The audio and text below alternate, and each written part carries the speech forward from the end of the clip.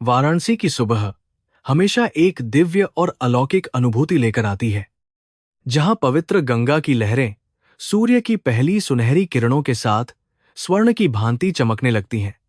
इस प्राचीन और आध्यात्मिक शहर की निरंतर हलचल के बीच जिला मजिस्ट्रेट अनन्या शर्मा अपने विशाल सरकारी आवास के बरामदे में बैठी गहरी सोच में डूबी हुई थीं।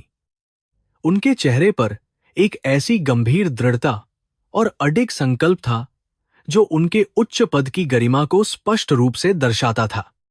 लेकिन उनकी आंखों के गहरे कोनों में एक अनकही उदासी और पुराना दर्द छिपा हुआ था।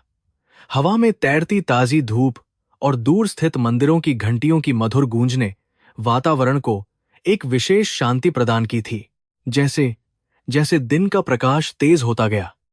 कलेक्ट्रेट कार्यालय के मुख्य द्वार के बाहर लोगों की भारी भीड़ बढ़ने लगी, जो अपनी विभिन्न शिकायतों और अटूट आशाओं के साथ दूर-दराज के पिछड़े गांवों से आए थे। अनन्या का यह कार्यालय इस पूरे क्षेत्र में सर्वोच्च शक्ति और न्याय का एकमात्र केंद्र माना जाता था, जहां हर एक फाइल एक गरीब जीवन की कहानी और हर एक आधिकारिक हस्ताक्षर एक नए भविष्य का निर्माण करता था। उनकी मेज पर रखे कागजात केवल प्रशासनिक दस्तावेज नहीं थे, बल्कि वे उन हजारों असहाय लोगों की मूक पुकार थे जो इस जटिल सरकारी व्यवस्था से सच्चे न्याय की उम्मीद कर रहे थे। उन्होंने अपनी चाय का आखिरी घूंट पिया और पूर्ण निष्ठा के साथ अपने कर्तव्य की ओर मजबूत कदम बढ़ा दिए। आज का दिन अनन्या के लिए विशेष रूप से चुनौतीपूर्ण और तनावपूर्ण था, क्योंकि उन्हें शहर के सौंदर्यीकरण और बुनियादी ढांचे के विकास के लिए एक बड़ी परियोजना की समीक्षा करनी थी। इस परियोजना के अंतर्गत घाटों के आसपास और मुख्य सड़कों पर अवैध रूप से बसे हुए अतिक्रमणों और भिखारियों को वहां से हटाने का एक कठिन निर्णय लेना शामिल था। एक संवेदनशील अधिकारी होने के नाते वे जानती थीं कि विकास की इस दौड़ में अक्सर समाज के सबसे निचले तबके के लोगों को ही सबसे अधिक प्रताड़ना और विस्थापन का सामना करना पड़ता है। उनके मन में एक गहरा आंतरिक द्वंद्व चल रहा था कि वे अपने कठोर प्रशासनिक कर्तव्य और मानवीय संवेदनाओं के बीच एक सही संतुलन कैसे स्थापित कर पाएंगी। शहर की संकरी गलियों में, जहां इतिहास और आधुनिकता एक साथ सांस लेते हैं, वहां के प्रशासन को संभालना किसी बड़ी चुनौती से कम नहीं था। अनन्या ने अपने सहायक तिवारी को बुलाकर शहर के मुख्य चौराहों की सुरक्षा और सफाई व्यवस्था पर विस्तृत रिपोर्ट मांगी, क्योंकि अगले सप्ताह एक महत्वपूर्ण धार्मिक उत्सव आयोजित होने वाला था। उनके स्वर में एक ऐसी कमांडिंग अथॉरिटी और स्पष्टता थी जो उनके अधीनस्थ कर्मचारियों को बिना किसी संकोच के तुरंत कार्य करने के लिए प्रेरित करती थी। वे एक ऐसी महिला अधिकारी के रूप में जानी जाती थीं, जो नियमों के पालन में बहुत सख्त थीं, लेकिन गरीबों के प्रति उनके मन में हमेशा सहानुभूति का एक कोना सुरक्षित रहता था। दोपहर की तपती धूप के साथ साथ कार्यालय का कामकाज भी अपनी पूरी गति पर पहुंच गया था और फाइलें एक के बाद एक उनकी मेज पर जमा होती जा रही थीं। अनन्या ने अपनी कलम उठाई और बहुत ही सावधानी से प्रत्येक फाइल का अध्ययन करना शुरू किया, क्योंकि उन्हें पता था कि उनकी एक छोटी सी गलती किसी के जीवन को बर्बाद कर सकती थी। उनके कार्यालय की दीवारों पर लगे भारत के मानचित्र और गांधी जी की तस्वीर उन्हें निरंतर उनके संवैधानिक दायित्वों और सामाजिक न्याय की याद दिलाते रहते थे। इस संजीव मुराली उनके बंदेरी व्यस्तता के बीच भी कभी कभी उनका ध्यान खिड़की के बाहर लगे विशाल बरगद के पेड़ पर जाकर ठहर जाता था, जो सदियों से इस शहर के बदलते स्वरूप का मूक गवाह बना हुआ था। कलेक्ट्रेट की भारी सुरक्षा और पुलिस के कड़े पहरे के बीच भी अनन्या को अक्सर एक अजीब सी मानसिक और भावनात्मक शून्यता का अनुभव होता था, जो उनके निजी जीवन के दुखों से उपजी थी। सत्ता के इस सर्वोच्च शिखर पर पहुंचने के लिए उन्होंने बहुत बड़ी व्यक्तिगत कीमत चुकाई थी और अपने दिल के कई अरमानों की बलि दी थी। उनके अतीत की परछाइयां कभी कभी उनके वर्तमान के गौरव को धुंधला कर देती थीं, जिससे वे और भी अधिक कार्य केंद्रित और एकाकी होती जा रही थीं। उन्होंने समाज में अपनी एक ऐसी छवि बनाई थी जिसे कोई भी आसानी से भेद नहीं सकता था। एक ऐसी सुरक्षात्मक ढाल जो उनके भीतर की कोमल नारी को बाहरी दुनिया की नजरों से बचाकर रखती थी। वाराणसी के जिलाधिकारी के रूप में उनकी नियुक्ति को अभी केवल 1 वर्ष ही हुआ था, लेकिन उन्होंने अपने साहसिक निर्णयों और भ्रष्टाचार के खिलाफ जीरो टॉलरेंस की नीति से पूरे जिले में एक सकारात्मक खौफ पैदा कर दिया था। आम जनता उन्हें एक रक्षक के रूप में देखती थी, जो बाहुबलियों और भ्रष्ट राजनेताओं के सामने झुकने को कतई तैयार नहीं थी। उनके पास आने वाला हर फरियादी यह उम्मीद लेकर आता था कि मैम के दरबार में उसे कम से कम सुना तो जाएगा, भले ही समाधान में समय लगे। इसी विश्वास ने उन्हें इस भीड़-भाड़ वाले और चुनौतीपूर्ण शहर में काम करने की नई ऊर्जा और प्रेरणा प्रदान की थी, जिससे वे थकती नहीं थीं। शाम की चाय के समय उन्होंने अपने वरिष्ठ पुलिस अधीक्षक के साथ शहर की कानून व्यवस्था और विशेष रूप से महिलाओं की सुरक्षा पर एक लंबी बैठक की। उन्होंने स्पष्ट निर्देश दिए कि रात के समय घाटों पर पेट्रोलिंग बढ़ाई जाए, ताकि तीर्थयात्रियों और स्थानीय निवासियों को किसी भी प्रकार की असुविधा या भय का सामना न करना पड़े। उनका ध्यान शहर के उन अंधेरे कोनों पर भी था, जहां अक्सर अपराध पनपते थे और जहां समाज के उपेक्षित लोग अपनी रातें गुजारते थे। अनन्या का मानना था कि एक सच्चा शासक वही है जो अपने राज्य के सबसे गरीब और कमजोर व्यक्ति की सुरक्षा सुनिश्चित कर सके, अन्यथा सत्ता का कोई वास्तविक अर्थ नहीं रह जाता।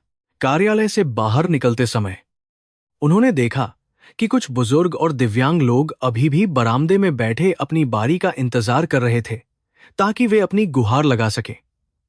हालांकि उनकी शिफ्ट खत्म हो चुकी थी, लेकिन उन्होंने वापस मुड़कर उन लोगों को अपने कक्ष में बुलाया और उनकी समस्याओं को बहुत ही धैर्यपूर्वक सुना। यह उनकी कार्यशैली का एक अभिन्न अंग था कि वे कभी भी किसी जरूरतमंद को निराश होकर अपने द्वार से वापस नहीं जाने देती थीं। उनके इस मानवीय व्यवहार ने उन्हें जिले के लोगों के बीच बहुत ही लोकप्रिय और सम्मानित बना दिया था, जो उन्हें केवल एक अधिकारी नहीं बल्कि अपनी बेटी या बहन मानते थे। रात के अंधेरे में जब शहर की रोशनियां गंगा के पानी में झिलमिलाने लगती थीं, तब अनन्या अपनी बालकनी से इस दृश्य को निहारती थीं और जीवन की अनिश्चितता पर विचार करती थीं। वे अक्सर सोचती थीं कि क्या सफलता की यह चमक उनके जीवन के उस पुराने अंधेरे को कभी पूरी तरह से मिटा पाएगी, जिसने उन्हें वर्षों पहले तोड़ दिया था। जिस गरिमा और अधिकार के साथ वे आज इस जिले पर शासन कर रही थी, वह उनकी वर्षों की तपस्या और कठिन संघर्षों का ही परिणाम था। उन्हें इस बात का कतई एहसास नहीं था कि आने वाला कल उनके जीवन के उस सबसे काले अध्याय को फिर से उनके सामने लाकर खड़ा कर देगा, जिसे वे सदा के लिए भूलना चाहती थीं। वाराणसी की वह रात बहुत शांत थी, लेकिन अनन्या के मन में एक अनजाना सा तूफान धीरे धीरे आकार ले रहा था, जो उनके वर्तमान और अतीत को टकराने वाला था। नियति ने अपना खेल रचना शुरू कर दिया था और शतरंज की बिसात पर मोहरे अपनी जगह लेने लगे थे, जिससे एक नया संघर्ष शुरू होने वाला था। उन्होंने अपनी डायरी बंद की और बिस्तर पर लेटी, पर नींद उनकी आंखों से कोसों दूर थी, क्योंकि कर्मों का हिसाब अभी बाकी था। वे एक ऐसी महिला थीं जिन्होंने कभी हार नहीं मानी थी, लेकिन क्या वे उस सच्चाई का सामना कर पाएंगी जो कल उनके कलेक्ट्रेट के गेट पर दस्तक देने वाली थी? शासन और प्रशासन के इस खेल में अनन्या ने हमेशा सत्य का साथ दिया था, लेकिन जीवन की परीक्षा अक्सर उन क्षेत्रों में होती है जहां सत्य और भावनाएं आपस में उलझ जाती हैं। इस महानगर के जिलाधिकारी के पद पर रहते हुए उन्होंने कई जटिल केस सुलझाए थे, पर अपने जीवन की गुत्थी को सुलझाना अभी भी उनके लिए एक बड़ी चुनौती बना हुआ था। वे सोने की कोशिश करने लगी, मगर बाहर बहती गंगा की लहरों की आवाज उन्हें बार बार यह याद दिला रही थी कि समय कभी नहीं रुकता और न ही पुराने कर्म कभी पीछे छूटते हैं। कल का सूरज उनके लिए केवल एक नया कार्य दिवस नहीं, बल्कि उनके धैर्य और चरित्र की अग्नि परीक्षा लेकर आने वाला था।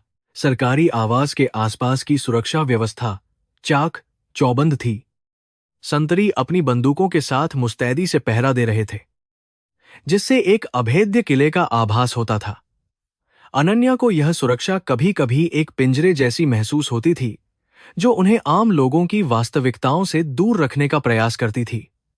उन्होंने हमेशा इस बात की कोशिश की थी कि वे अपने पद के अहंकार को अपने ऊपर हावी न होने दें और अपनी जड़ों से जुड़ी रहें। अपनी मां की दी हुई सीख और पिता के सिद्धांतों को उन्होंने हमेशा अपनी प्रशासनिक यात्रा का मार्गदर्शक बनाया था, जो उन्हें कठिन समय में सही निर्णय लेने की शक्ति प्रदान करते थे। अंधेरी रात के साये में शहर के मंदिरों के शिखर रहस्यमयी और डरावने लग रहे थे, मानो वे आने वाले कल के गवाह बनने की तैयारी कर रहे हों।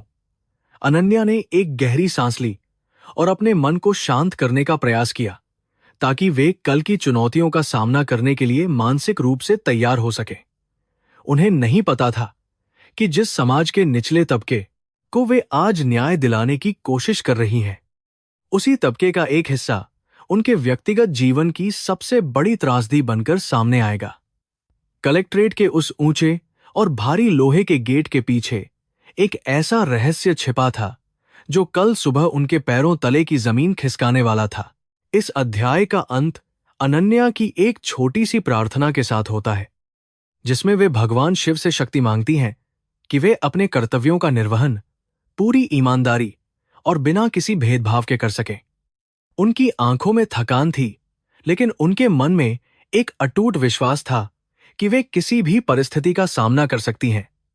वे एक योद्धा थीं, जिन्होंने समाज की रूढ़ियों और व्यक्तिगत कष्टों को पार किया था, और अब वे अपनी नियति के अगले मोड़ का सामना करने के लिए पूरी तरह से तैयार थीं। काशी की यह भूमि, जहां जीवन और मृत्यु का मिलन होता है, अब अनन्या शर्मा की एक नई और मर्मस्पर्शी कहानी की गवाह बनने वाली थी। अगले दिन की सुबह वाराणसी की सड़कों पर सामान्य हलचल के साथ शुरू हुई, जहां हर कोई अपने दैनिक कार्यों में व्यस्त था।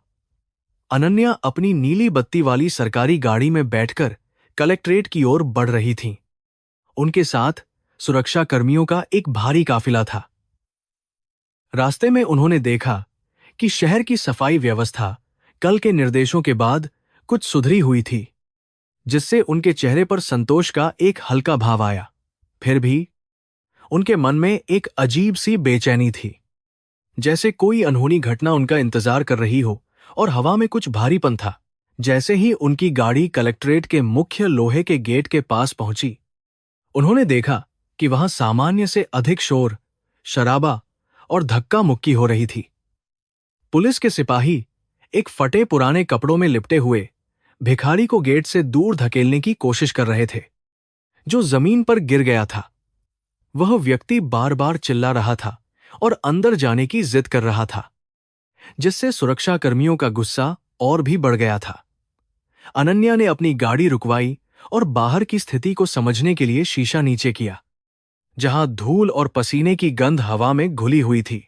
अनन्या को गाड़ी से नीचे उतरते देख सिपाहियों के हाथ रुक गए और उन्होंने तुरंत सावधान की मुद्रा में आकर उन्हें सलाम किया। उन्होंने देखा कि वह भिखारी बुरी तरह कांप रहा था और उसके पैर जख्मों से भरे हुए थे, जो उसकी दयनीय स्थिति का प्रमाण थे। अनन्या ने सख्त लहजे में सिपाहियों से पूछा कि वे एक निहत थे और लाचार व्यक्ति के साथ इस तरह का हिंसक व्यवहार क्यों कर रहे हैं। उनके स्वर की गूंज ने वहां मौजूद भीड़ को शांत कर दिया और अपराधी सिपाहियों ने अपनी नजरें शर्म से नीचे झुका लीं, क्योंकि उन्हें डांट पड़ी थी। वह भिखारी जमीन पर पड़ा हुआ कराह रहा था और उसने अपना चेहरा ऊपर उठाने की कोशिश की, जिससे उसकी सूजी हुई आंखें दिखाई दीं। उसने कांपती हुई आवाज में कहा कि वह केवल जिलाधिकारी महोदया से एक बार मिलना चाहता है, ताकि वह अपनी व्यथा उन्हें सुना सके। उसकी आवाज में एक अजीब सी खनक थी, जो अनन्या को बहुत जानी पहचानी लगी, मानो वह किसी पुराने और गहरे दबे हुए घाव को कुरेद रही हो। अनन्या का हृदय अचानक तेजी से धड़कने लगा और उनके माथे पर पसीने की छोटी छोटी बूंदें उभर आईं, जिससे उनकी बेचैनी बढ़ गई। जैसे ही अनन्या उस भिखारी के करीब गईं, उसकी गंदी दाढ़ी और धूल भरे चेहरे के पीछे उन्हें एक परिचित चेहरा दिखाई दिया। वह चेहरा कभी बहुत गौरवशाली हुआ करता था, जिसे उन्होंने वर्षों पहले अपने जीवन के सुखद क्षणों में देखा था। उनकी आंखों के सामने पुरानी यादों का झोंका आया और उन्हें यकीन नहीं हुआ कि उनके सामने खड़ा यह व्यक्ति वास्तव में अर्जुन खन्ना है। वह अर्जुन जो कभी दिल्ली के बड़े व्यापारिक घराने का वारिस था और जिसके अहंकार के सामने दुनिया छोटी लगती थी, आज धूल में मिला हुआ था। अर्जुन की आंखें अब सफेद पड़ चुकी थीं और वह स्पष्ट रूप से अंधा हो चुका था, जिससे वह केवल आवाजों के सहारे दिशा पहचान रहा था। उसके हाथ जो कभी कीमती घड़ियां और सोने के कंगन पहनते थे, अब फटे हुए कटोरे को पकड़ने के लिए कांप रहे थे। उसकी यह दुर्दशा देखकर अनन्या के मन में घृणा और करुणा का एक अद्भुत मिश्रण पैदा हुआ, जिसने उनके पेशेवर संयम को पूरी तरह हिलाकर रख दिया।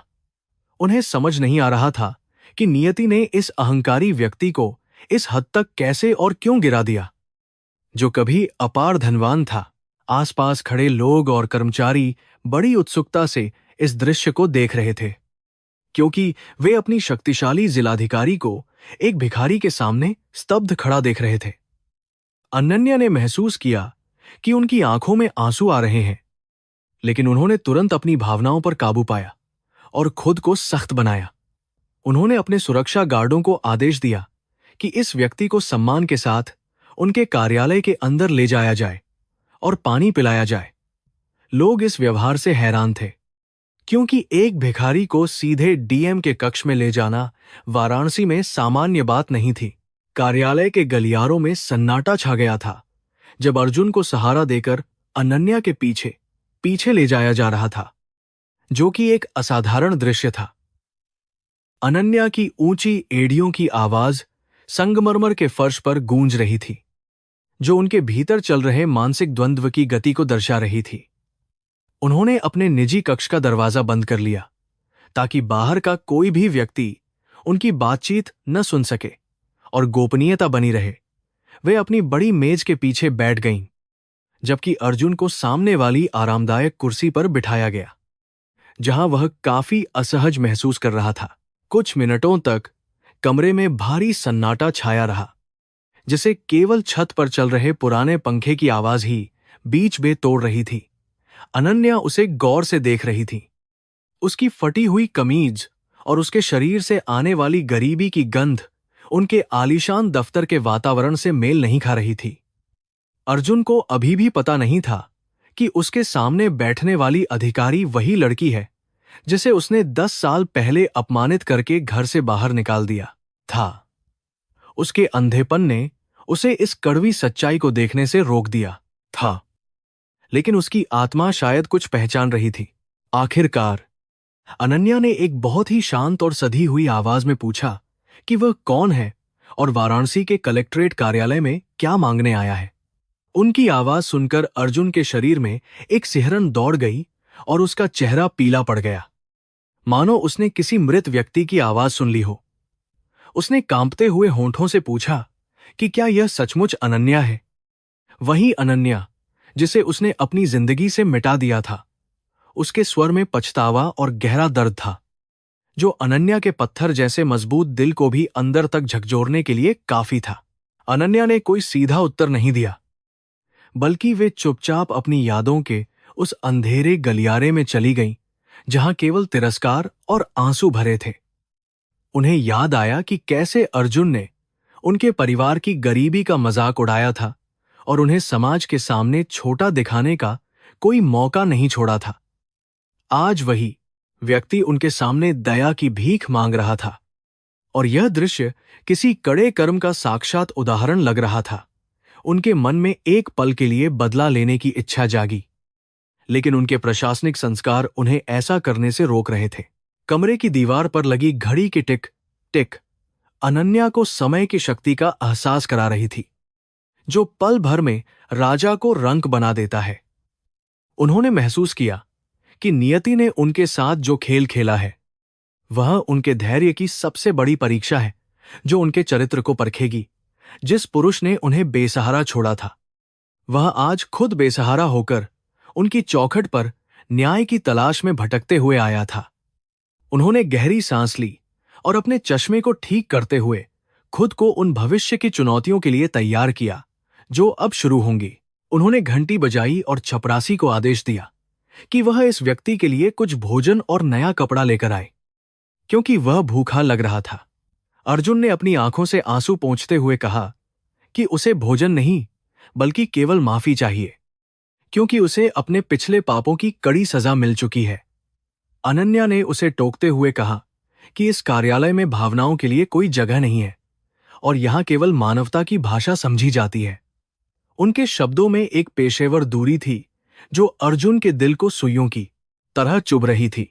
बाहर कलेक्ट्रेट के कर्मचारी और जनता इस बात पर फुसफुसा रहे थे कि आखिर उस अंधे भिखारी में ऐसा क्या खास था जिसने मैडम को विचलित कर दिया।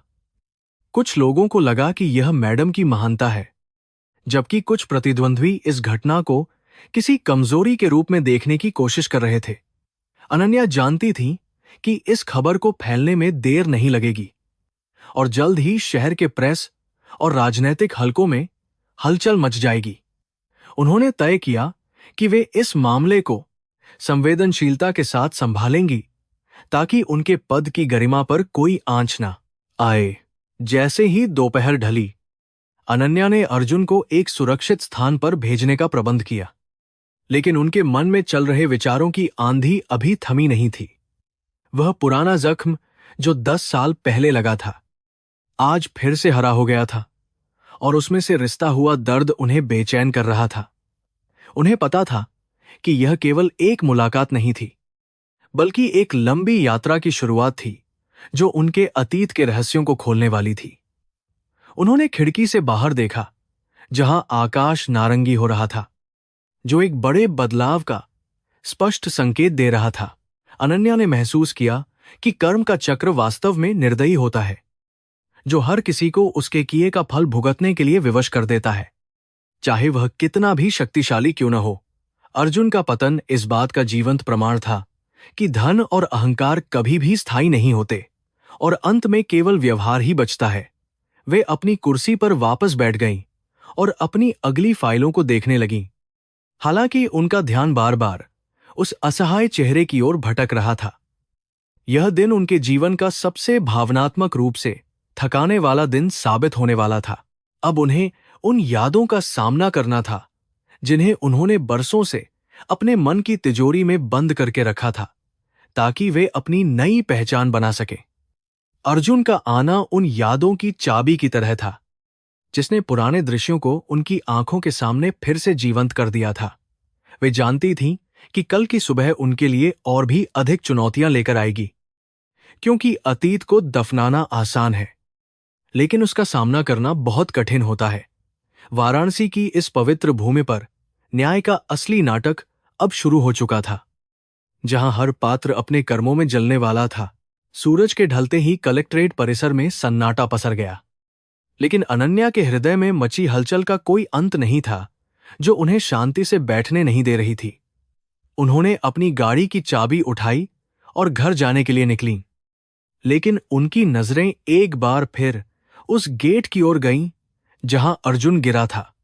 वह स्थान अब खाली था, लेकिन वहां की धूल में अभी भी एक टूटे हुए इंसान की कहानी और एक अधूरी माफी की गूंज सुनाई दे रही थी। अनन्या ने ठान लिया था कि वे इस कहानी को इसके नैतिक अंजाम तक पहुंचाकर ही दम लेंगी। घर पहुंचकर उन्होंने अपनी पुरानी शादी की फोटो एल्बम निकाली, जो वर्षों से अलमारी के सबसे निचले हिस्से में धूल फांक रही थी। जैसे ही उन्होंने पन्ने पलटे, उन्हें अपना वह मासूम चेहरा दिखा जो अब एक सख्त जिलाधिकारी के नकाब के पीछे कहीं खो गया था। अर्जुन के साथ बिताए गए वे शुरुआती दिन कितने सुनहरे थे, जब उन्हें लगता था कि उनका प्यार दुनिया की हर बाधा को पार कर लेगा। लेकिन समय ने उन्हें सिखाया था कि प्यार और वास्तविकता के बीच एक बहुत गहरी खाई होती है, जिसे पाटना लगभग नामुमकिन होता है। आने वाले अध्याय अब उन कड़वी यादों के पन्ने खोलेंगे जो अनन्या के संघर्ष और अर्जुन के पतन की पूरी कहानी को विस्तार से बयां करेंगे। अनन्या ने अपनी आंखें बंद की और उस पुराने समय में लौटने की कोशिश की जब वह केवल एक महत्वाकांक्षी छात्रा थी और अर्जुन एक राजकुमार जैसा था। वे जानती थीं कि इस सत्य का सामना करना ही उनके आत्मिक उद्धार का एकमात्र रास्ता है। रात की खामोशी में केवल गंगा की लहरों का संगीत था, जो निरंतर परिवर्तन और शाश्वत सत्य का संदेश पूरी दुनिया को दे रहा था। 10 साल पहले की वह दिल्ली आज की तुलना में बहुत अलग थी, जहां सुनहरी धूप और बड़े बड़े सपनों के बीच अनन्या अपनी छोटी सी दुनिया बुन रही थी। एक मध्यम वर्गीय ब्राह्मण परिवार की बेटी होने के नाते उसकी वास्तविक संपत्ति केवल उसकी किताबें, उसके संस्कार और उसकी अटूट मेहनत थी, जो उसे ऊंचाइयों पर ले जाने वाली थी। वह अक्सर विश्वविद्यालय के पुस्तकालय के शांत कोनों में बैठकर एक बेहतर भविष्य के सपने देखती थी, जहां गरीबी और अभाव का कोई नामो निशान न हो।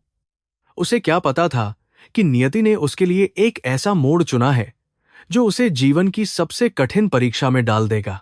अर्जुन खन्ना उस समय दिल्ली के सबसे अमीर और प्रभावशाली व्यापारिक घरानों में से एक का इकलौता वारिस था, जिसकी चमक, धमक और रसूख के सामने हर कोई नतमस्तक हो जाता था। वह अपनी महंगी विदेशी कारों और ब्रांडेड कपड़ों के साथ जब कैंपस में कदम रखता था, तो लड़कियां उसकी एक झलक पाने के लिए बेताब रहती थीं। उसकी आंखों में एक ऐसी चमक और आत्मविश्वास था जो अक्सर अत्यधिक धन और पारिवारिक सत्ता के कारण पैदा होता है, जो दूसरों को आकर्षित और भयभीत दोनों करता था। जब उसकी नजर पहली बार सादगी से भरी अनन्या पर पड़ी, तो उसे लगा जैसे उसे कोई दुर्लभ रत्न मिल गया हो। उनकी प्रेम कहानी बहुत जल्दी परवान चढ़ने लगी, जिसमें वादों की मिठास और भविष्य के सुनहरे सपनों का एक अद्भुत समावेश था, जो अनन्या के लिए किसी चमत्कार से कम नहीं था। अर्जुन ने उसे विश्वास दिलाया था कि उसके लिए धन और सामाजिक रुतबा कोई मायने नहीं रखते, और वह केवल अनन्या के गुणों और उसके निर्मल मन से सच्चा प्यार करता है। अनन्या, जो दुनियादारी के छल कपट से पूरी तरह अनजान थी, ने उस पर आंख मूंदकर भरोसा कर लिया और उसे अपना सर्वस्व मान लिया। उसे लगा कि शायद भगवान ने उसकी गरीबी का अंत करने के लिए ही अर्जुन को भेजा है। अनन्या के पिता, जो एक साधारण पुजारी थे, इस रिश्ते के सख्त खिलाफ थे, क्योंकि वे जानते थे कि दो अलग अलग सामाजिक स्तरों के बीच कभी मेल नहीं हो सकता। उन्होंने अनन्या को बार बार चेतावनी दी कि सोने के पिंजरे में रहने वाले पक्षी कभी मिट्टी की खुशबू को नहीं समझ सकते। लेकिन अनन्या प्यार के खुमार में डूबी हुई थी।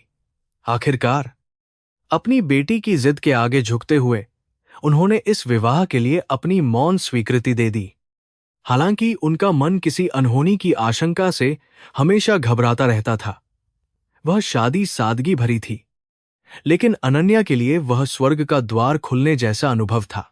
खन्ना परिवार के भव्य बंगले में अनन्या का स्वागत किसी बहू की तरह नहीं, बल्कि एक अवांछित मेहमान की तरह किया गया था, जिसकी गरिमा को हर दिन कुचला जाता था।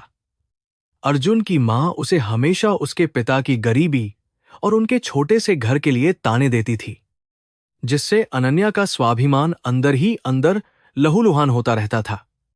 अर्जुन भी धीरे धीरे अपने परिवार के दबाव में आने लगा था, और उसकी वह मोहब्बत, जो कभी हिमालय की तरह अटल लगती थी, अब रेत के महल की तरह ढहने लगी थी। उसे लगने लगा था कि अनन्या वास्तव में उसके स्तर की नहीं है। शादी के कुछ ही महीनों बाद अर्जुन के पिता ने उस पर एक बड़े राजनेता की बेटी से शादी करने का दबाव बनाना शुरू कर दिया, ताकि उनका व्यापारिक साम्राज्य और अधिक फैल सके। अर्जुन, जिसमें अपने पिता के सामने खड़े होने का साहस नहीं था, ने धीरे धीरे अनन्या से दूरी बनाना शुरू कर दिया और उसे घर के एक कोने में अकेला छोड़ दिया। वह रात भर शराब के नशे में डूबा रहता, और जब घर आता तो अनन्या पर अपनी कुंठा निकालता, जिससे उनके बीच का प्यार कड़वाहट में बदल गया। अनन्या ने बहुत कोशिश की कि वह अपना घर बचा सके, लेकिन सब व्यर्थ रहा। वह दिन अनन्या के जीवन का सबसे काला दिन था, जब अर्जुन ने मेज पर तलाक के कागजात रखते हुए उसे तुरंत घर छोड़ने का आदेश दिया, जैसे वह कोई कचरा हो। उसने बड़े ठंडे स्वर में कहा कि उसका और अनन्या का साथ केवल एक अस्थायी आकर्षण था और अब उसे अपने परिवार के भविष्य के बारे में सोचना है।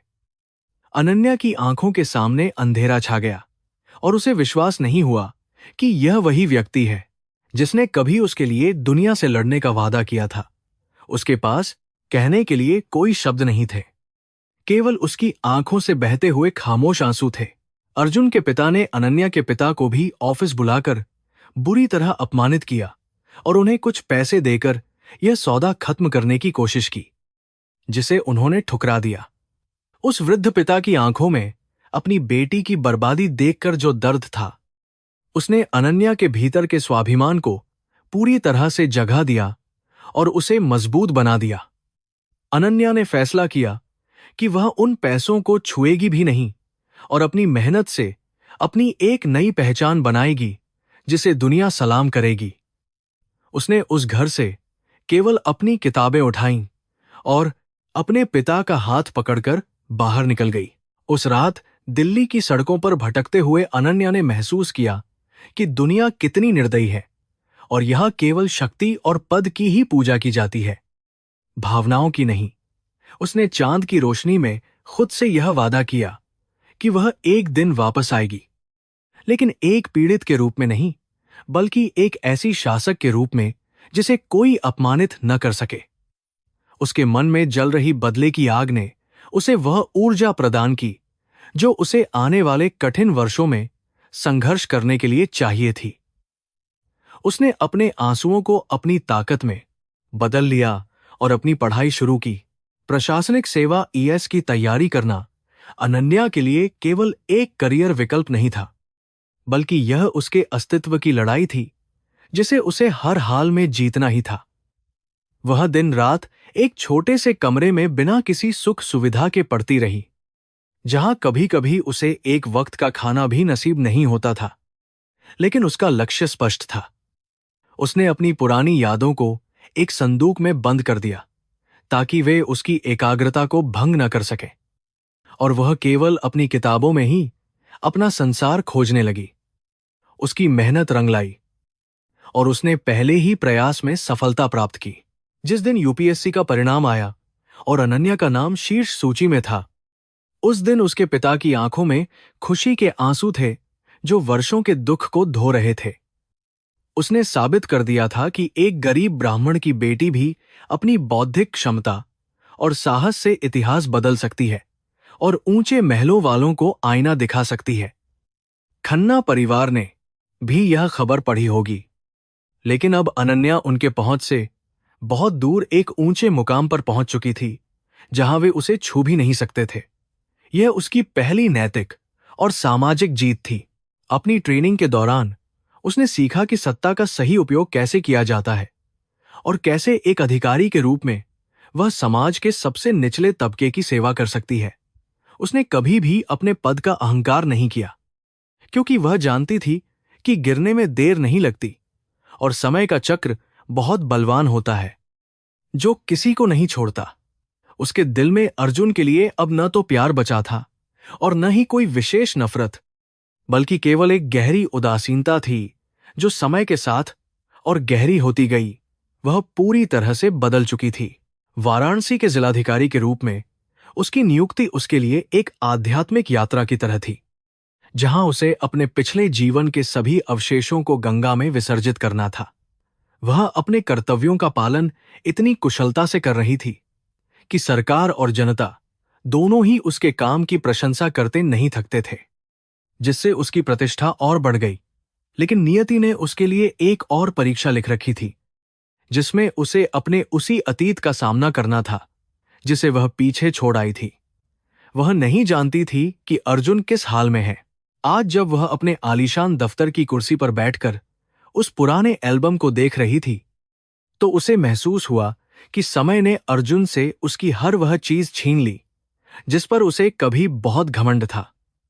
उसकी दौलत, उसकी सुंदरता और उसका वह अहंकार जो दूसरों को छोटा समझता था, अब पूरी तरह से धूल में मिल चुका था और वह एक भिखारी बन गया था।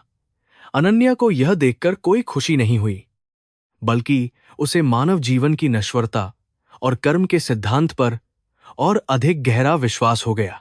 अतीत के ये घाव आज फिर से हरे हो गए थे, लेकिन अनन्या के पास अब उन्हें भरने की शक्ति और समझ दोनों थी, जो उसे 10 साल पहले उपलब्ध नहीं थी।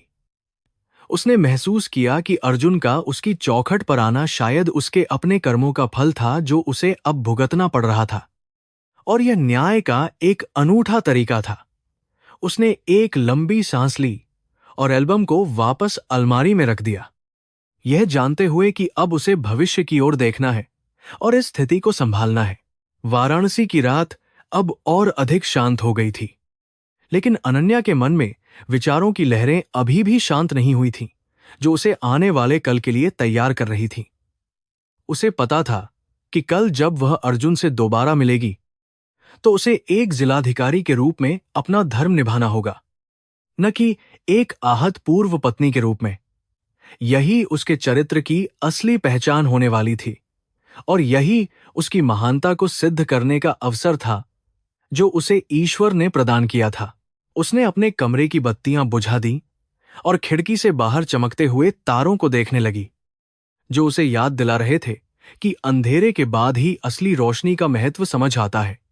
अनन्या शर्मा अब वह साधारण लड़की नहीं थी, बल्कि एक ऐसी शक्ति थी जिसने अपने दुखों को अपनी सीढ़ी बना लिया था, और अब वह दूसरों का सहारा बनने के लिए तैयार थी। कल का दिन केवल एक नया अध्याय नहीं, बल्कि उसके जीवन के सबसे बड़े रहस्योद्घाटन और मुक्ति का दिन होने वाला था। संघर्ष की उस लंबी यात्रा ने अनन्या को बहुत कुछ सिखाया था, विशेष रूप से यह कि क्षमा करना सबसे कठिन लेकिन सबसे महान कार्य है, जिसे केवल एक साहसी व्यक्ति ही कर सकता है। क्या वह अर्जुन को उसकी उन गलतियों के लिए माफ कर पाएगी जिन्होंने उसकी जिंदगी तबाह कर दी थी, या वह न्याय के अपने कठोर दंड को ही प्राथमिकता देगी?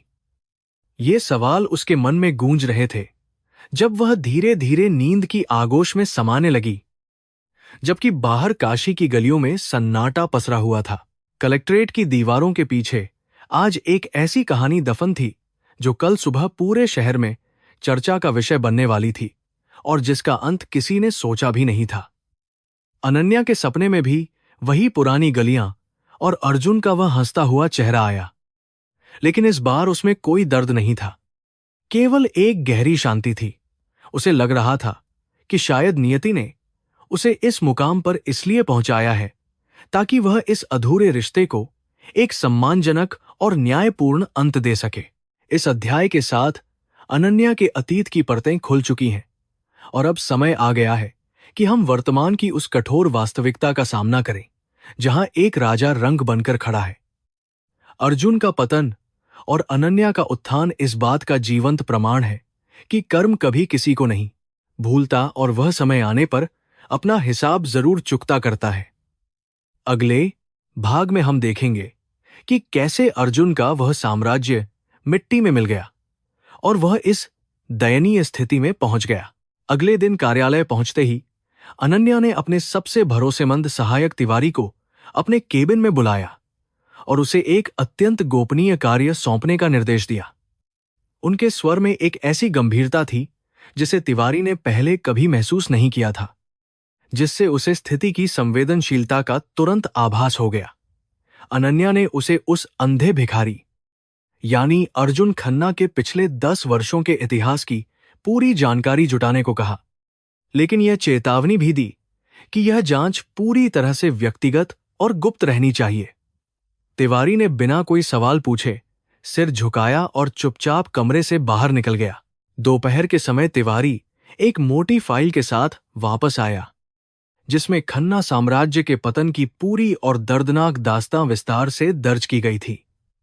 अनन्या ने कांपते हाथों से वह फाइल ली और धीरे धीरे उसके पन्ने पलटने लगीं, जैसे वे किसी पुरानी कब्र को खोदकर उसके राज देख रही हों। फाइल में लिखी हर एक लाइन उस अहंकार की कहानी कह रही थी जिसने एक हंसते खेलते और अमीर परिवार को सड़क पर लाकर खड़ा कर दिया था। जैसे जैसे वे आगे पढ़ती गईं, उनकी आंखों के सामने से वह सारा वैभव धुंधला होने लगा, जो कभी उन्हें डराता था। फाइल से पता चला कि अनन्या को छोड़ने के बाद अर्जुन ने जिस राजनेता की बेटी तन्वी से शादी की थी, वह रिश्ता केवल व्यापारिक स्वार्थों पर आधारित था। तन्वी एक महत्वाकांक्षी महिला थी, जिसे केवल खन्ना परिवार की संपत्ति और उनके ऊंचे सामाजिक रसूख से मतलब था। अर्जुन के प्रति उसके मन में कोई प्रेम नहीं था। उन्होंने मिलकर कई बड़े और जोखिम भरे निवेश किए, लेकिन उनकी लालच ने उन्हें गलत रास्तों पर धकेल दिया, जहां से वापसी मुमकिन नहीं थी। धीरे धीरे उनके व्यापारिक साम्राज्य की नींव डगमगाने लगी और कर्ज का बोझ उन पर लगातार बढ़ता ही चला गया।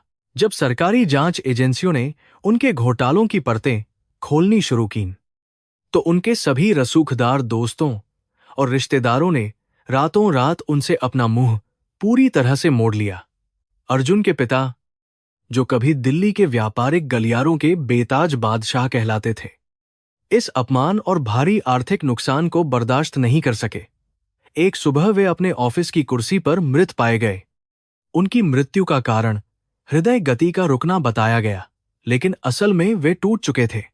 उनके निधन के साथ ही खन्ना ग्रुप ऑफ इंडस्ट्रीज का वह विशाल किला ताश के पत्तों की तरह ढह गया। पिता की मृत्यु के बाद अर्जुन पूरी तरह से टूट गया था, लेकिन उसके दुखों का असली पहाड़ तो अभी फटना बाकी था, जो उसकी आत्मा को झकझोरने वाला था। तन्वी ने जब देखा कि अब अर्जुन के पास न तो पैसा बचा है और न ही सत्ता, तो उसने तुरंत उससे तलाक ले लिया और बची खुची संपत्ति हड़प ली।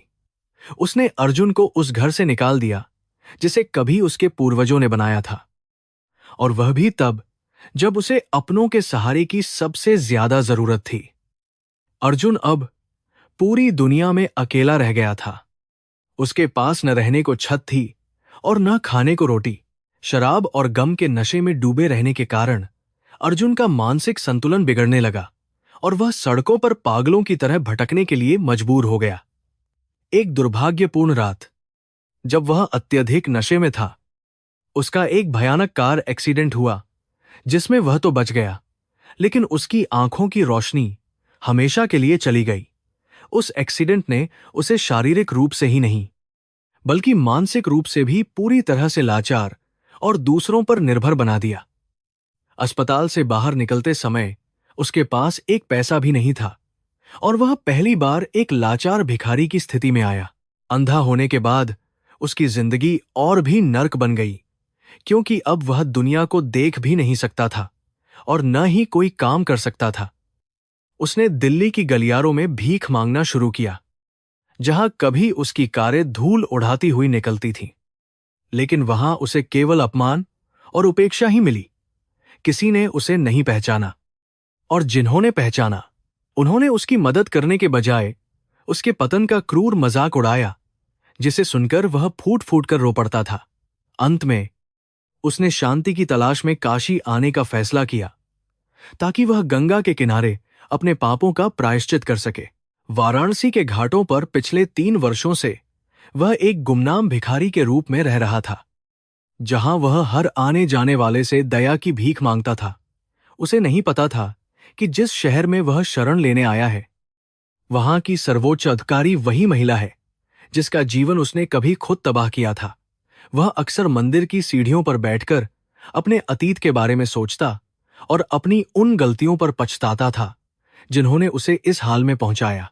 उसकी हर एक सांस में एक गहरी टीस थी और उसकी आंखों में केवल अंधकार था, जो उसके अंतर्मन को दर्शाता था।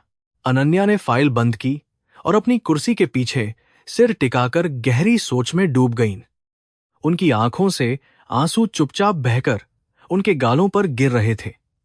उन्हें अर्जुन के इस हाल पर कोई खुशी नहीं हो रही थी, बल्कि उन्हें मानव जीवन की अनिश्चितता और नियति के क्रूर मजाक पर बहुत गहरा दुख हो रहा था। उन्होंने महसूस किया कि कर्म वास्तव में एक ऐसा दर्पण है जिसमें हम अपना असली चेहरा देख सकते हैं, चाहे हम उसे कितना भी छिपा लें। जिस व्यक्ति ने उन्हें तुच्छ समझकर छोड़ा था, आज वह खुद तुच्छता की पराकाष्ठा पर खड़ा होकर न्याय मांग रहा था। तिवारी कमरे में चुपचाप खड़ा यह सब देख रहा था। उसे समझ नहीं आ रहा था कि उसकी सख्त और अनुशासित मैडम आज इतनी भावुक क्यों हो रही हैं। अनन्या ने अपनी आंखों को पोंछा और तिवारी से कहा कि वह अर्जुन की देखभाल के लिए एक विशेष नर्स और अच्छे भोजन का तुरंत प्रबंध करे। उन्होंने यह भी स्पष्ट किया कि अर्जुन को यह पता नहीं चलना चाहिए कि यह सब एक जिलाधिकारी के व्यक्तिगत आदेश पर किया जा रहा है। वे चाहती थीं कि उसे मदद मिले, लेकिन वे उसे यह एहसास नहीं कराना चाहती थीं कि यह कोई एहसान है।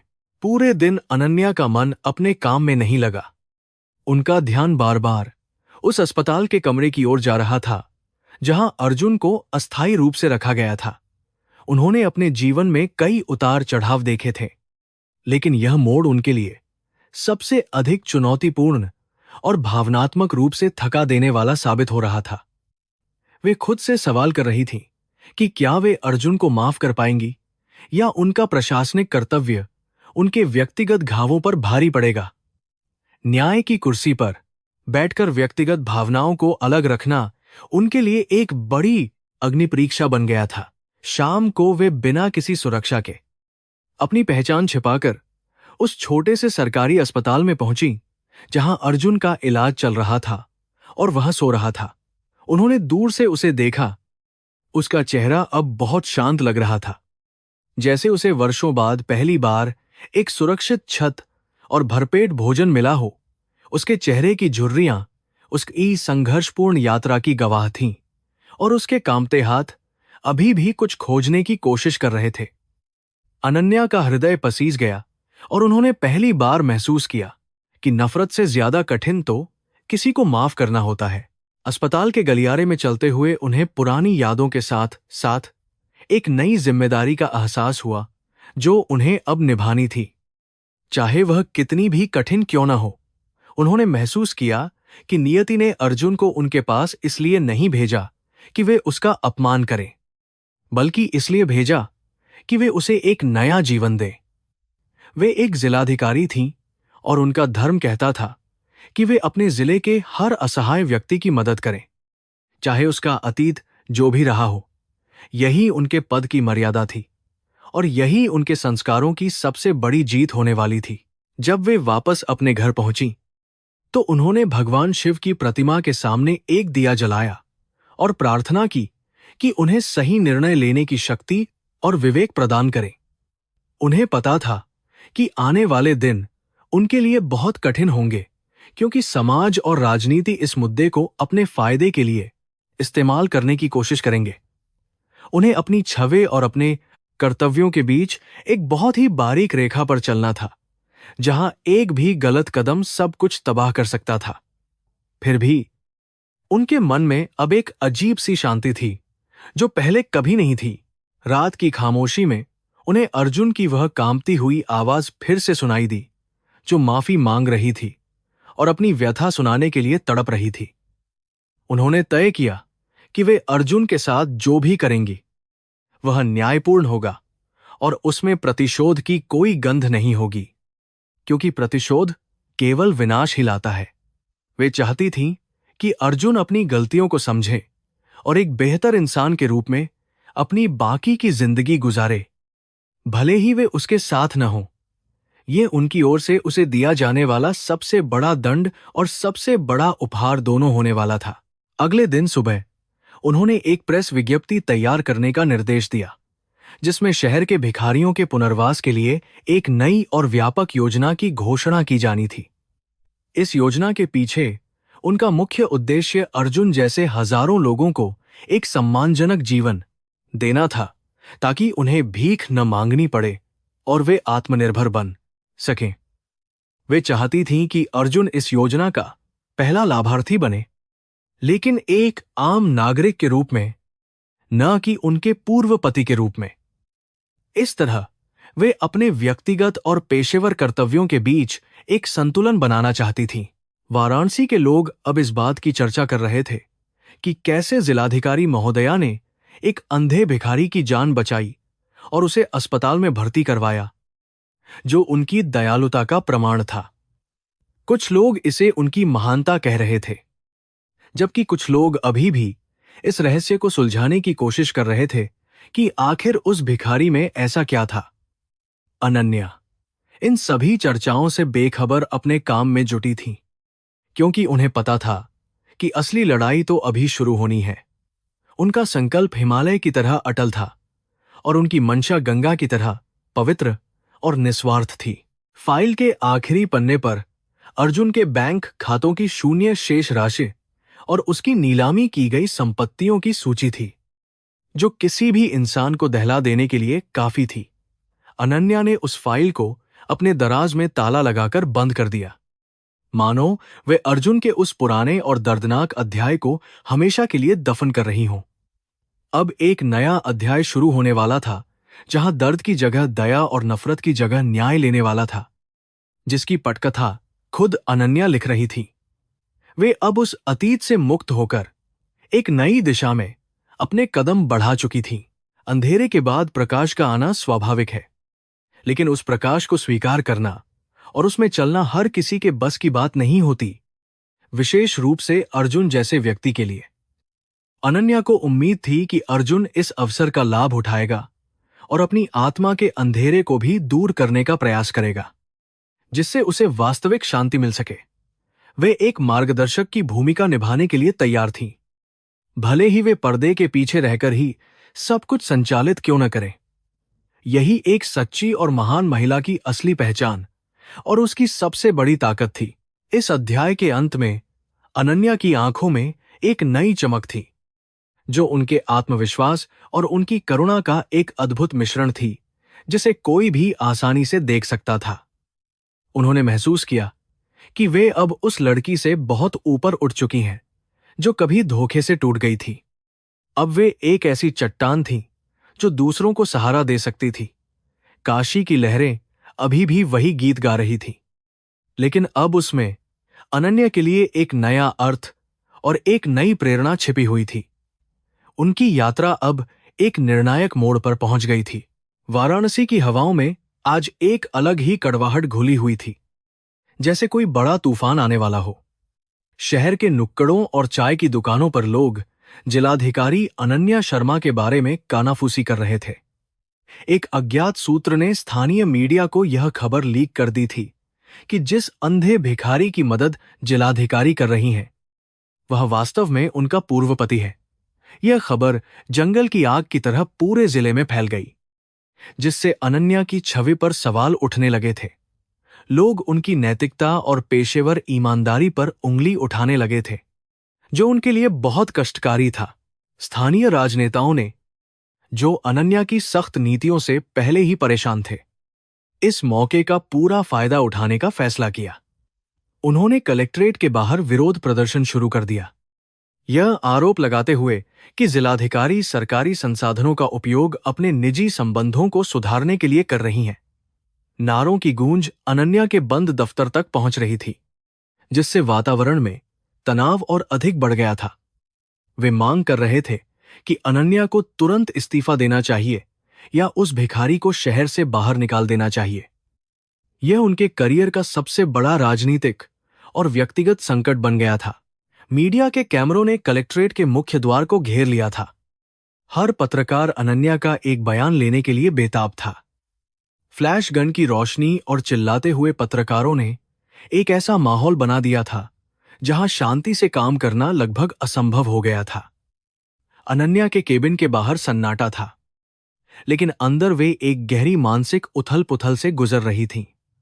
उन्हें समझ नहीं आ रहा था कि उनकी निजी जिंदगी का यह दुखद पन्ना सार्वजनिक तमाशा कैसे बन गया। उनके पास दो विकल्प थे, या तो वे सच स्वीकार करें या पूरी तरह से खामोश रहकर तूफान के गुजरने का इंतजार करें। तिवारी जी के चेहरे पर चिंता की गहरी लकीरें थीं जब वे अनन्या के लिए चाय लेकर आए, लेकिन उन्होंने भी कुछ बोलने की हिम्मत नहीं की। पूरे कार्यालय का स्टाफ आपस में फुसफुसा रहा था और सबकी निगाहें अनन्या के कमरे की ओर टिकी हुई थीं, जैसे वे किसी बड़े धमाके की उम्मीद कर रहे हों। अनन्या ने खिड़की से बाहर देखा, जहां सुरक्षाकर्मी भीड़ को नियंत्रित करने के लिए संघर्ष कर रहे थे, और उन्हें अपनी स्थिति पर बहुत तरस आया। पद की गरिमा और व्यक्तिगत भावनाओं के बीच का यह संघर्ष उन्हें अंदर ही अंदर पूरी तरह से खोखला कर रहा था। शहर के एक प्रभावशाली नेता, राजवीर सिंह ने एक प्रेस कॉन्फ्रेंस बुलाई और अनन्या के चरित्र पर सीधे प्रहार किए, जिससे मामला और भी गंभीर हो गया। उन्होंने सवाल उठाया कि एक पवित्र शहर का प्रशासन एक ऐसी महिला के हाथ में कैसे हो सकता है जिसका अतीत इतना विवादास्पद है। इन जहरीले शब्दों ने जनता के एक वर्ग को अनन्या के खिलाफ भड़का दिया, जिससे कानून व्यवस्था की स्थिति बिगड़ने का खतरा पैदा हो गया था। अनन्या जानती थी कि यह सब उनके द्वारा की गई भ्रष्टाचार विरोधी कार्रवाई का बदला लेने के लिए किया जा रहा था। शाम होते होते राज्य की राजधानी लखनऊ से भी फोन आने लगे, जहां वरिष्ठ अधिकारी इस पूरे घटनाक्रम पर स्पष्टीकरण मांग रहे थे। शासन की ओर से दबाव बढ़ रहा था कि वे इस मुद्दे को जल्द से जल्द सुलझाएं ताकि सरकार की छवि खराब न हो। अनन्या को महसूस हुआ कि सत्ता के गलियारों में दोस्त बहुत कम और दुश्मन बहुत अधिक होते हैं, जो केवल आपके गिरने का इंतजार करते हैं। उन्हें अपनी ईमानदारी और कड़ी मेहनत पर पूरा भरोसा था, लेकिन इस बार उनकी परीक्षा बहुत कठिन और व्यक्तिगत स्तर पर होने वाली थी। अस्पताल में अर्जुन को भी इस बात का आभास हो गया था कि वह अनन्या के लिए एक बड़ी मुसीबत बन गया है। उसने नर्सों की बातों से सुना कि बाहर उसके नाम पर कितना बड़ा हंगामा खड़ा हो गया है और उसे अपनी मौजूदगी पर बहुत ग्लानि हुई।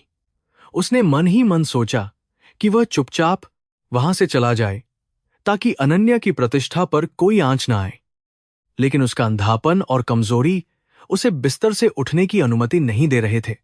उसकी आंखों से बहते आंसू उसकी बेबसी और पश्चाताप की कहानी बिना कुछ कहे ही बयां कर रहे थे। अनन्या ने अपने पिता को फोन किया, जो दिल्ली में थे और इस खबर से बहुत विचलित और डरे हुए थे।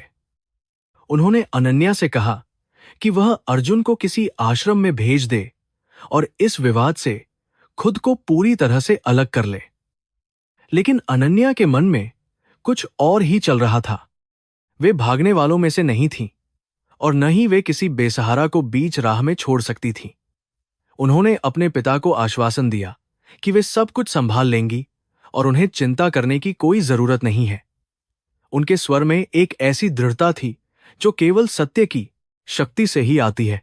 रात को जब वे घर पहुंची तो उन्होंने देखा कि उनके घर के बाहर भी कुछ लोग जमा थे और विरोध में नारे लगा रहे थे। सुरक्षा कर्मियों ने उन्हें सुरक्षित अंदर पहुंचाया, लेकिन वे नारों की आवाज को अपने कानों से नहीं निकाल पा रही थीं, जो उन्हें अपमानित कर रहे थे। उन्होंने अपनी डायरी निकाली और उसमें लिखा कि आज की रात उनके धैर्य की सबसे बड़ी परीक्षा है और उन्हें कल एक साहसी निर्णय लेना ही होगा। वे अपनी छवि को बचाने के लिए किसी बेगुनाह की बलि नहीं दे सकती थी, चाहे वह अर्जुन ही क्यों न हो। अगले दिन सुबह अनन्या ने एक आपातकालीन बैठक बुलाई और सभी वरिष्ठ अधिकारियों को निर्देश दिया कि वे किसी भी तरह की हिंसा को बर्दाश्त न करें। उन्होंने स्पष्ट किया कि वे किसी के दबाव में आकर अपना काम करने का तरीका नहीं बदलेंगी और न ही वे किसी के निजी जीवन में हस्तक्षेप की अनुमति देंगी। उनके सख्त रुख ने कुछ अधिकारियों को चौंका दिया, लेकिन उनमें से अधिकांश उनकी हिम्मत की सराहना कर रहे थे। अनन्या ने तय कर लिया था कि वे इस मुद्दे का सामना पूरी पारदर्शिता और गरिमा के साथ करेंगी, चाहे परिणाम कुछ भी हो। सोशल मीडिया पर भी यह मामला ट्रेंड कर रहा था, जहां लोग दो गुटों में बंट गए थे। कुछ उनके समर्थन में थे और कुछ उनके सख्त खिलाफ। कुछ महिलाओं ने अनन्या के पक्ष में पोस्ट लिखी, जिसमें कहा गया कि एक महिला अधिकारी को उसके अतीत के आधार पर जज करना पूरी तरह से गलत और अनैतिक है।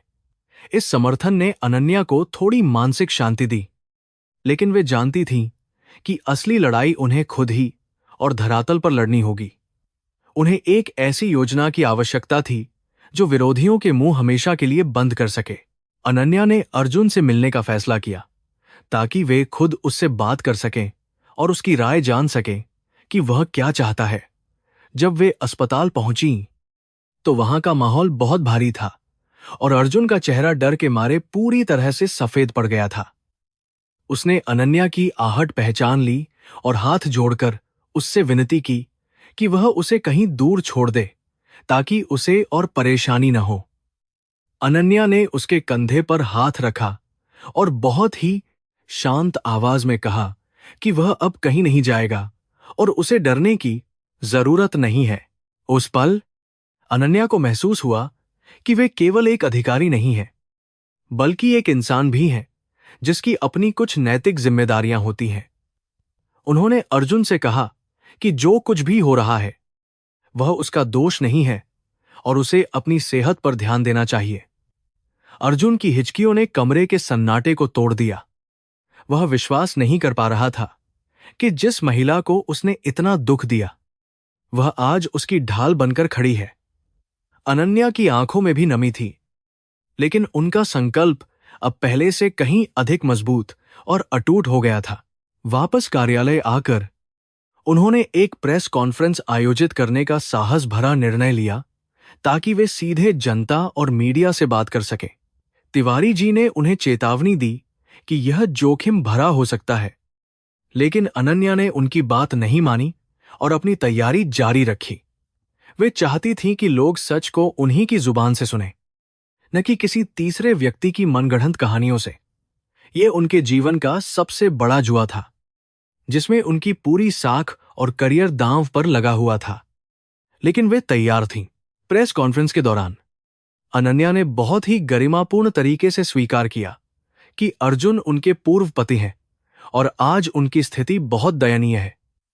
उन्होंने कहा कि एक जिलाधिकारी के रूप में मेरा धर्म है कि मैं हर असहाय व्यक्ति की मदद करूं, और एक इंसान के रूप में मेरा धर्म है कि मैं किसी को मरता हुआ न छोड़ूं। उनके इस बेबाक बयान ने पूरे हॉल में सन्नाटा खींच दिया और पत्रकारों के पास पूछने के लिए कोई तीखा सवाल नहीं बचा। उन्होंने मानवता को कानून और पद से ऊपर रखकर एक मिसाल पेश की थी। उन्होंने आगे कहा कि यदि किसी असहाय की मदद करना अपराध है तो वे उस अपराध की हर सजा भुगतने के लिए पूरी तरह से तैयार हैं। उनके शब्दों में इतनी ईमानदारी और वजन था कि राजवीर सिंह जैसे विरोधी भी टीवी पर यह सब देखकर निरुत्तर हो गए और उनका विरोध कमजोर पड़ने लगा। जनता ने महसूस किया कि उनके पास एक ऐसी जिलाधिकारी है जिसके पास न केवल दिमाग है, बल्कि एक बहुत बड़ा और दयालु हृदय भी है। इस एक कदम ने पूरे विवाद की दिशा को पूरी तरह से बदल कर रख दिया था। अनन्या के इस साहसी कदम की चर्चा अब पूरे देश में होने लगी थी और लोग उनकी तुलना प्राचीन काल की महान विदुषी महिलाओं से करने लगे थे। शासन ने भी उनके इस मानवीय दृष्टिकोण की सराहना की और उन्हें अपना काम जारी रखने का पूरा समर्थन दिया, जिससे विरोधियों के हौसले पस्त हो गए। अनन्या ने साबित कर दिया था कि सच्चाई को छिपाने के बजाय उसे स्वीकार करना ही सबसे बड़ी ताकत होती है, और यही असली नेतृत्व है। उनके चेहरे पर अब एक नई तरह की चमक और आत्मसम्मान का भाव स्पष्ट रूप से दिखाई दे रहा था। शाम को जब वे अपने दफ्तर से बाहर निकलीं, तो बाहर कोई शोर नहीं था, बल्कि लोग सम्मान में अपना सिर झुकाए खड़े थे। कुछ बुजुर्गों ने उनके सिर पर हाथ रखकर आशीर्वाद दिया, जो किसी भी पदक या सम्मान से कहीं अधिक मूल्यवान और सुखद था। अनन्या ने महसूस किया कि उन्होंने न केवल अपनी छवि बचाई है, बल्कि उन्होंने मानवता के गिरते स्तर को भी एक नई ऊंचाई प्रदान की है।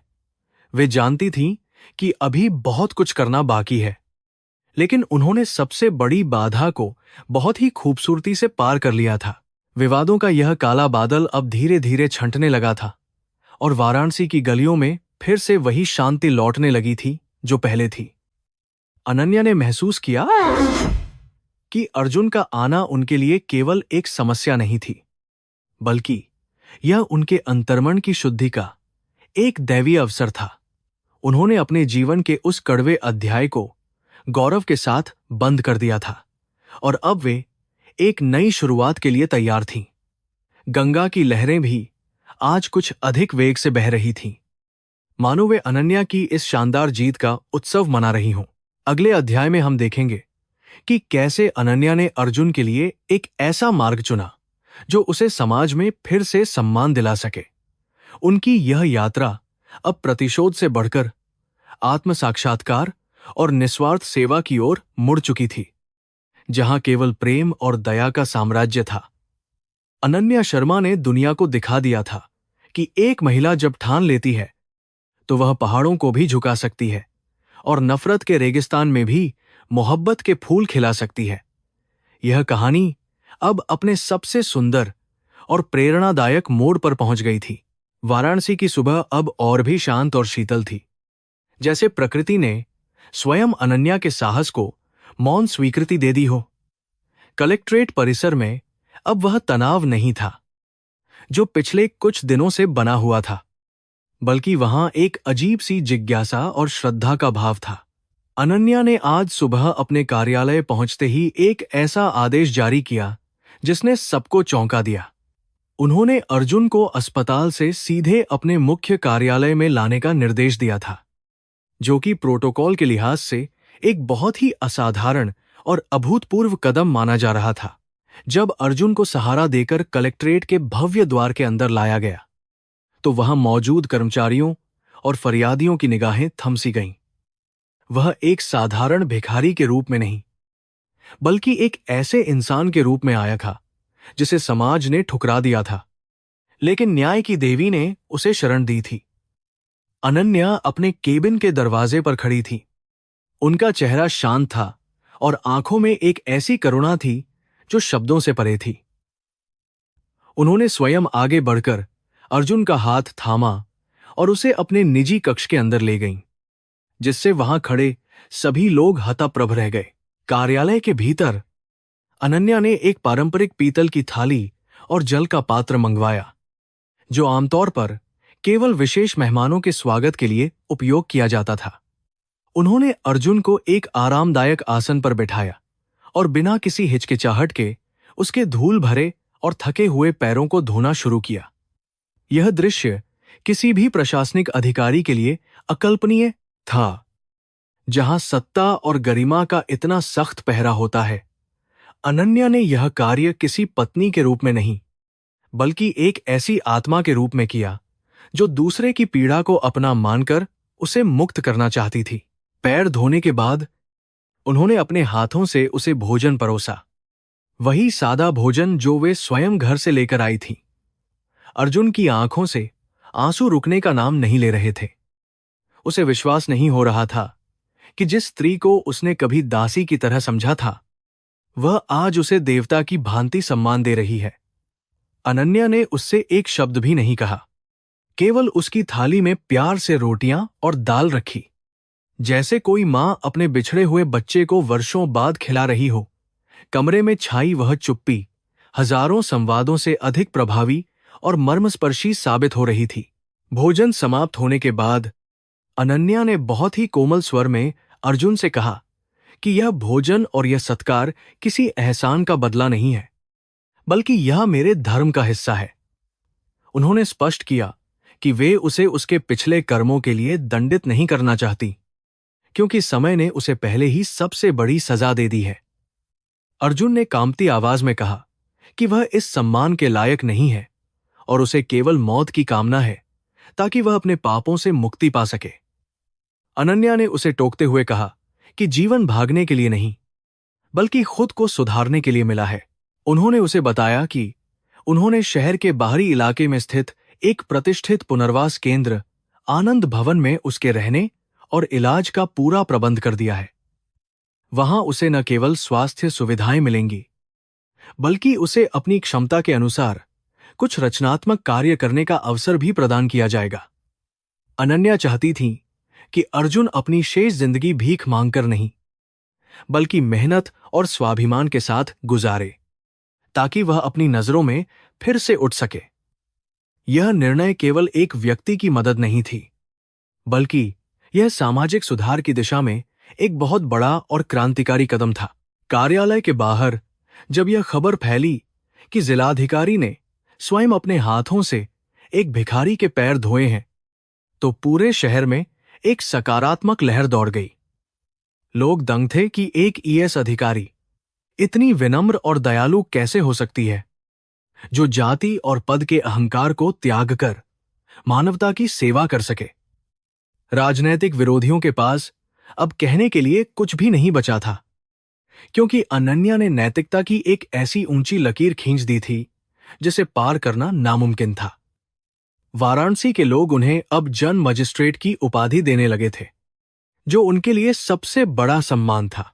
अनन्या के इस व्यवहार ने भारतीय संस्कृति के उस प्राचीन दर्शन को पुनर्जीवित कर दिया था, जहां अतिथि देवो भव और क्षमा को सबसे बड़ा आभूषण माना जाता है। उन्होंने दुनिया को यह संदेश दिया कि न्याय का मतलब केवल सजा देना नहीं होता, बल्कि अपराधी या गलत व्यक्ति को सही मार्ग पर लाना भी न्याय का एक महत्वपूर्ण अंग है। उनके इस कृत्य ने उन सभी लोगों के अहंकार को चोट पहुंचाई जो गरीबों को हेय दृष्टि से देखते थे और उन्हें समाज का बोझ समझते थे। अनन्या ने साबित कर दिया कि शक्ति वही है जो दूसरों को झुकने पर मजबूर नहीं, बल्कि उठने के लिए प्रेरित करे। शाम के समय अर्जुन को एक विशेष वाहन से पुनर्वास केंद्र भेजा गया, जहां एक नई दुनिया उसका इंतजार कर रही थी। अनन्या उसे विदा करने के लिए स्वयं गेट तक आईं और उसे एक छोटा सा गीता का ग्रंथ भेंट किया, जो ब्रेल लिपि में लिखा हुआ था, ताकि वह उसे पढ़ सके। अर्जुन ने उनके सम्मान में झुककर प्रणाम किया और उसकी आंखों में अब वह डर नहीं था, बल्कि एक नई आशा की किरण साफ दिखाई दे रही थी। वह अब एक टूटा हुआ भिखारी नहीं था, बल्कि एक ऐसा व्यक्ति था जिसे अपनी आत्मा को खोजने का दूसरा मौका मिला था। जब वाहन उनकी नजरों से ओझल हो गया, तो अनन्या ने एक बहुत गहरी और ठंडी सांस ली, जैसे उनके सीने से वर्षों पुराना कोई भारी बोझ हमेशा के लिए उतर गया हो। उन्होंने महसूस किया कि अर्जुन को माफ करके उन्होंने वास्तव में खुद को उस नफरत और कड़वाहट से मुक्त कर लिया है, जो उन्हें अंदर ही अंदर जला रही थी। उनकी प्रशासनिक यात्रा में यह दिन स्वर्ण अक्षरों में लिखा जाने वाला था, क्योंकि उन्होंने सत्ता के साथ साथ सत्य और सेवा की भी जीत सुनिश्चित की थी। वे अब और अधिक शांत, प्रसन्न और अपने कर्तव्यों के प्रति अधिक समर्पित महसूस कर रही थीं।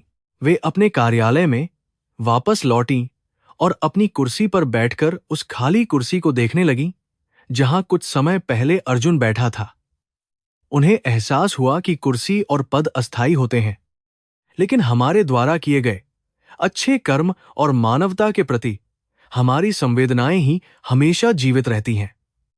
उन्होंने अपनी डायरी में लिखा कि आज मैंने प्रशासन की किताबों से नहीं, बल्कि अपने हृदय की गहराइयों से शासन करना सीखा है, जो सबसे कठिन कार्य है।